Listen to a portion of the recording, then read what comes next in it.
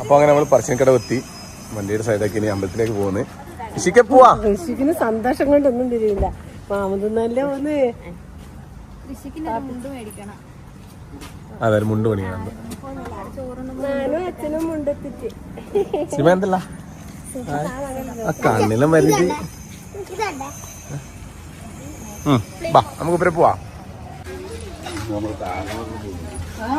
7 മാസം കഴിഞ്ഞിട്ട് ആദ്യമായിട്ട് വരുന്നല്ലേ അവി?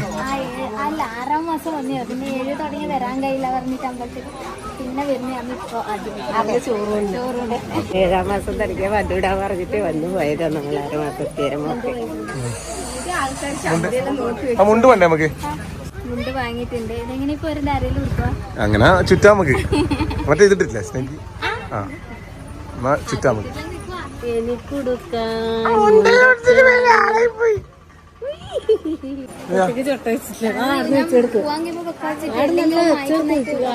എല്ലാം ആക്കി വെള്ളത്തോണ്ട് നല്ല പുണ്യാകെല്ലാം ആക്കി എന്നിട്ട് തൊട്ടിൽ അച്ഛൻ വെച്ച് കൊടുത്തിട്ട് ചോറ് കൊടുക്കൂലോ.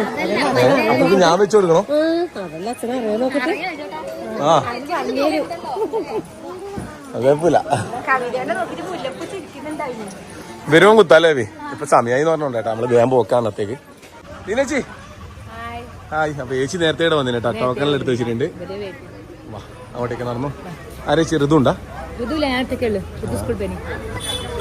നമ്മളെല്ലാം ചേച്ചിയോട് എത്തിയേട്ടാ. ഉണ്ട് കേക്കില്ല.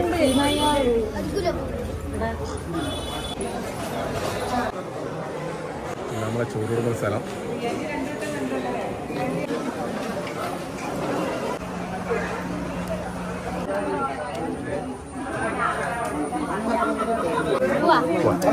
നമ്മള് ആദ്യം തോന്നിട്ട് വരാൻ വേണ്ടിട്ടാണ്.